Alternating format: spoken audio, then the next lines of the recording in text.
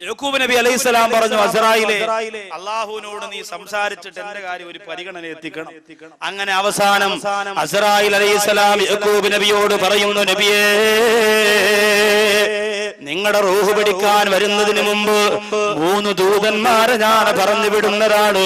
3 പേരെ പറഞ്ഞു വിട്ടിട്ടല്ലാതെ നിങ്ങളുടെ റൂഹ് ഞാൻ പിടിക്കൂല നബിയേ. യാക്കൂബ് നബിക്ക് വലിയ സന്തോഷമായി.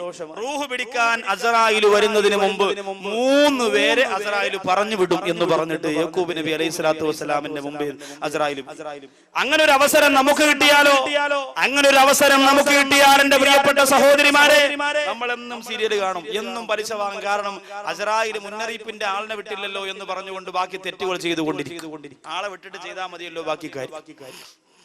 യാക്കൂബ് നബി അലൈഹി സ്വലാത്തു വസ്സലാം അങ്ങനെ രോഗം പിടിപെട്ടു, മരണക്കിടക്കയിൽ ഇങ്ങനെ കിടക്കുമ്പോ അസ്രായിൽ വന്നു. യാക്കൂബ് നബി ചോദിച്ചു, അല്ല അസ്രായിൽ എന്താ വന്നത്? അസ്രായിൽ പറഞ്ഞു, നബിയെ, ഇന്നു വരെ എന്താ ഞാൻ വന്നതെന്ന് എന്നോട് ആരും ചോദിച്ചിട്ടില്ല. ആരും എന്നോട് അങ്ങനെ ചോദിച്ചിട്ടില്ല. ആദ്യം ചോദിക്കുന്ന ആള് നിങ്ങളാ. ഞാൻ വന്നത് റൂഹ് പിടിക്കാനാണ്.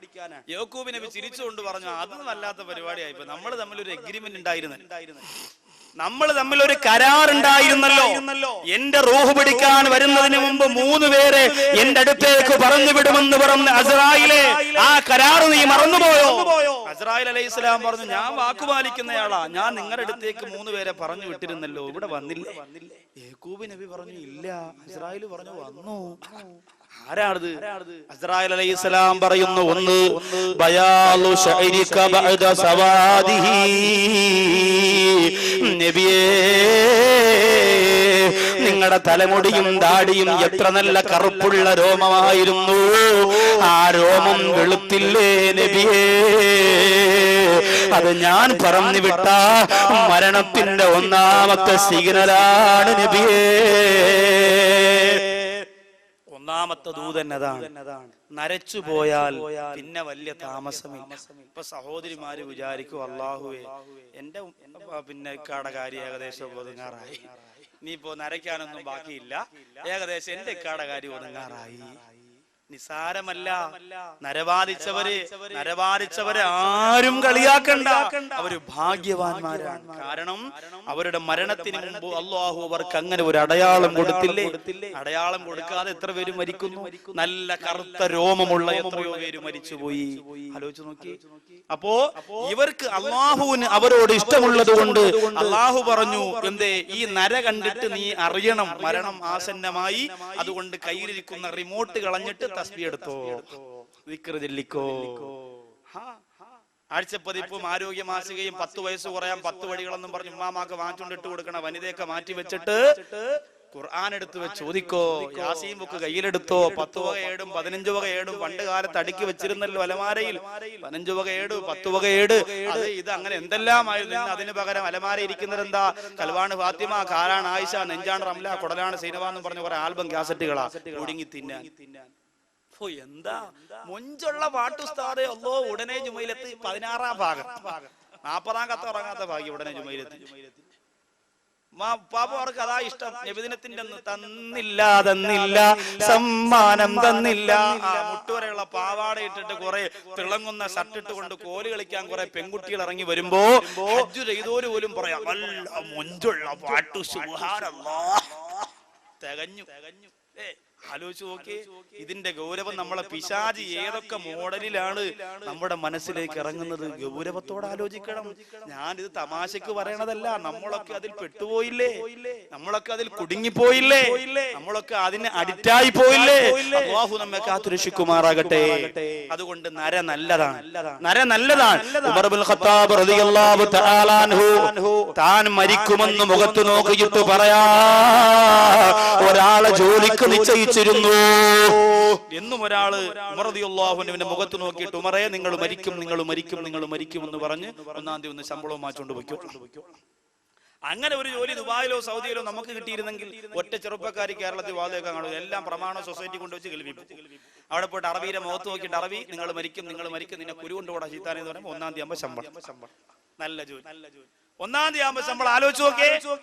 ഈ ഒരു അവസ്ഥ ഉമർ റളിയല്ലാഹു തആല അൻഹുവിന് വന്നു. എന്നിട്ടോ ഉമർ ഇബ്നുൽ ഖത്താബ് റളിയല്ലാഹു തആല അൻഹുവിന്റെ ദാടിരോമത്തിൽ നര ബാധിച്ചപ്പോ ആ ജോലിക്കാരനോട് ഉമർ ഇബ്നുൽ ഖത്താബ് റളിയല്ലാഹു അൻഹു പറഞ്ഞു, നീ ഇനി നിക്കണ്ട, പൊയ്ക്കോ, നീ ഇനി നിക്കണ്ട, പൊയ്ക്കോ, ഞാൻ മരിക്കുമെന്ന് എന്റെ നര എന്നോട് പറഞ്ഞു തരുന്നുണ്ട്, നിനക്ക് പോകാം, ഞാൻ മരിക്കുമെന്ന് എന്റെ നര എന്നോട് പറയുന്നുണ്ട്, അതുകൊണ്ട് നിനക്ക് പോകാം എന്ന് പറഞ്ഞുകൊണ്ട് ഉമർ ഇബ്നുൽ ഖത്താബ് റളിയല്ലാഹു തആല അൻഹു ജോലിക്കാരനെ പിരിച്ചു. നമ്മളോ നരവാദിച്ച ഉപ്പാപ്പ ഒരു ദിവസം പള്ളിയിൽ വരുമ്പോൾ ഉസ്താദ് ചോദിക്കുന്നു, അല്ലാഹുവേ, അബൂബക്കർ സാഹിബേ, നിങ്ങളുടെ നരച്ചുപോയ താടിയൊക്കെ ഇപ്പൊ കറുപ്പിച്ചല്ലോ, എന്ത് പറ്റി? എന്താ പറ്റിയത്? സഹോദരി ഭാര്യ വന്നിട്ട് ഭർത്താവിനോട് പറഞ്ഞു, എന്റെ പ്രിയപ്പെട്ട ഇക്ക, എല്ലാ പെണ്ണുങ്ങളും എന്നെ കളിയാക്കുക, എനിക്കാണെങ്കിൽ 30-35 വയസ്സല്ലേ ആയോളൂ, നിങ്ങൾ പെട്ടെന്ന് വയസ്സായി എന്ന് പറഞ്ഞാൽ അത് എനിക്ക് കുറച്ചില്ലല്ലേ? നിങ്ങൾ ഇപ്പോഴും ഒരു പാന്റും ടീഷർട്ടൊക്കെ ഇട്ട് ഇറങ്ങി, അള്ളാണ് എന്റെ ഉപ്പ, എന്റെ ഇക്ക ചക്കുവള്ളിയൊക്കെ കിട്ടിക്കിടാ വിറയ്ക്കും, പ്രത്യേകിച്ച് നിങ്ങളുടെ കണ്ണ് ഋത്തിക്രൂക്സിന്റെ കണ്ണ്. അതുകൊണ്ട് എന്റെ ഇക്ക, ഈ നരച്ച മുടി അള്ളാണ് നിങ്ങളൊന്ന് കറുപ്പിച്ചോണ്ട് വന്ന എന്റെ ചക്കര ഹസ്ബൻഡ് അല്ലേ? അങ്ങനെ പ്രിയപ്പെട്ട പിതാവ് ബ്യൂട്ടി പാർലറിൽ പോയി കുഷൻ കസേരയിൽ മലർന്നു കിടന്ന് വെള്ളരിക്കയും വെട്ടി കണ്ണി വെച്ച് കറുപ്പിച്ചോണ്ടിറങ്ങി വരിക. ഉസ്താദ് ചോദിച്ചു, എന്തു പറ്റി? വൈഫിന് ഇഷ്ടമല്ല, വൈഫിന് ഇഷ്ടമല്ലാത്തത് കൊണ്ട് ഞാൻ കറുപ്പിച്ചു. നാണമില്ലേ സഹോദരങ്ങളെ? നിക്കാഹിന് വെച്ചിരുന്ന ദാടി പോലും ഇത്തിരി പോന്ന ഒരു പെണ്ണ് മരിച്ച 3 മണ്ണിനോട് ചേർന്ന് പുഴുപ്പളിഞ്ഞു പോകുന്ന ഒരു പെണ്ണ് പറഞ്ഞതിന് വേണ്ടി കേട്ടോ ഇസ്ലാമിന്റെ ചിഹ്നത്തെ വടിച്ചു കളയുന്ന വിവരം കെട്ട ചെറുപ്പക്കാരാ, ആർക്കു വേണ്ടിയാണ് മോനെ പിന്നെ നീ ദുനിയാവില് ജീവിക്കുന്നത്? ആർക്കു വേണ്ടിയാണടാ? ഒരടയാളമെങ്കിലും നിന്റെ ശരീരത്ത് വേണ്ടേ? അതും ഈ പെണ്ണിന് വേണ്ടി. അവളെ വാക്ക് കേട്ടിട്ട് വടിച്ചു കളഞ്ഞില്ലേ? എന്തിനു കൊള്ളാം നമ്മെ? അല്ലാഹു കാക്കട്ടെ എന്റെ പ്രിയപ്പെട്ട സഹോദരൻ. അതുകൊണ്ട് എന്റെ സഹോദരങ്ങളെ ഗൗരവത്തോടെ ചിന്തിച്ചോ.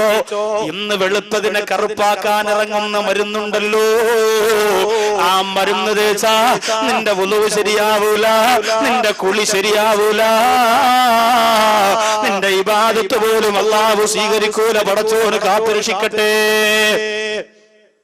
പ്രിയമുള്ളവരെ, ഇതാണ് ഒന്നാമത്തെ, ഞാൻ പറഞ്ഞു വിട്ട ഒന്നാമത്തെ ദൂതൻ ഇതാണ്. രണ്ടാമത്തേതാരാണ് എന്ന് യാക്കൂബ് നബി അലൈഹിസ്സലാം കണ്ണീരോട് അസ്രായിലിനോട് ചോദിക്കുമ്പോ അസ്രായിൽ അലൈഹിസ്സലാം പറയുന്നു, നബിയേ,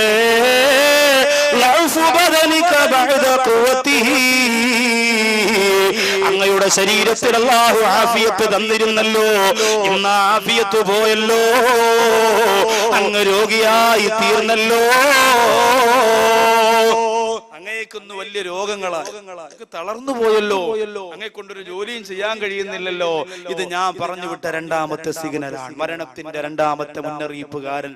രോഗമാകുക, തളർന്നു പോവുക എന്നുള്ളത്. ഇന്ന് രോഗമില്ലാത്ത ആരാ ഉള്ളത്? സഹോദരിമാർക്ക് മുഴുവനും ഡിസ്ക് കംപ്ലൈന്റ്. ഒറ്റെണ്ണത്തിന് നിവർന്ന് നിൽക്കാൻ വയ്യ, തുണി അലക്കാൻ വയ്യ, വാഷിംഗ് മെഷീനിൽ പോലും തുണി അലക്കാൻ വയ്യാത്ത ഒരു സാഹചര്യം. അത്രയ്ക്ക് രോഗമാണ്. ഭർത്താക്കന്മാർക്കും രോഗമാണ്, വലിയ വലിയ രോഗം. ഉപ്പാപ്പമാരെ നിസ്കാരം കഴിഞ്ഞാൽ മുന്തിയിലിരിക്കുന്ന കെട്ടഴിച്ചങ്ങോട്ടിടും. ഇത് ഷുഗറിൻ്റെത്, ഇത് പ്രഷറിൻ്റെത്, ഇത് അപ്പുറത്തെ ശുക്കൂറിൻ്റെത്, തന്നയച്ചതാ പള്ളിയിൽ നിന്ന് ഓതനം അവന് കൊടുക്കാൻ. അങ്ങനെ 100 കണക്കിന് ഗുളിയ കെട്ടിന്നും പോക്കറ്റിന്നും അഴിച്ചിട്ടിട്ട് അഭിമാനം പറയുന്നവരാ. നിനക്ക് ഗുളിയൊന്നും ഇല്ലടേ ഇബ്രാഹിം? ഇല്ല. എന്തിനാണ് ഇങ്ങനെ നടക്കണത്? 10 ഗുളിയ ഇല്ലെങ്കിൽ പിന്നെ എന്തൊരു ആചാരാ നീ? അപ്പോ അങ്ങനെ ഗുളിയയുടെ ലോകമായി മാറി ആണുങ്ങൾക്കെല്ലാം അത്. അതുകൊണ്ട് സഹോദരിമാർക്ക് വൈകുന്നേരം ഭർത്താക്കന്മാർക്ക് ഭക്ഷണമൊന്നും ഉണ്ടാക്കി കൊടുക്കണ്ട.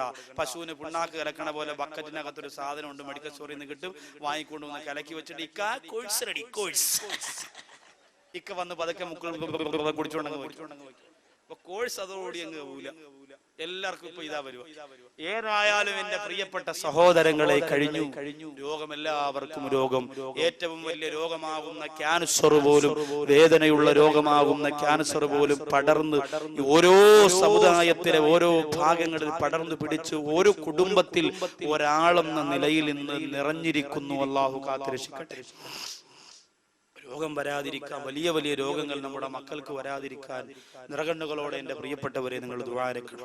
മൂന്നാമത്തെ അടയാളം ഏതാണ് എന്ന് യാക്കൂബ് നബി അലൈഹിസ്സലാം ചോദിക്കുമ്പോൾ അസ്രായീൽ പറയുന്നു, ഇൻഹിനാഉ ജിസ്മിക ബഅദ ഇസ്തിഖാമതിഹി,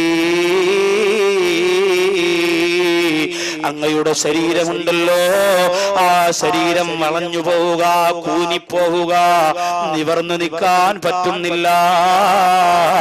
അങ്ങനെ ഒരു അവസ്ഥ വരുന്നത് നബിയേ മരണത്തിന്റെ മൂന്നാമത്തെ സിഗ്നലാണ്. ഹാദിഹി റുസുലി ഇലാ ബനി ആദമ ഖബ്ലൽ മൗതി, മരണത്തിന് മുമ്പ് ആദം മക്കളിലേക്ക് ഞാൻ പറഞ്ഞു വിടുന്ന 3 ദൂതന്മാർ ഇവരാണ് നബിയേ. ഇവരെ പറഞ്ഞു വിടാതെയും ഞാൻ പലരുടെയും റൂഹ് പിടിക്കുന്നുണ്ട്. എന്നാലും മിക്ക ജനങ്ങളിലും ഈ 3 അടയാളങ്ങൾ കൊടുത്തിട്ടാണ് ഞാൻ റൂഹ് പിടിക്കുന്നത്.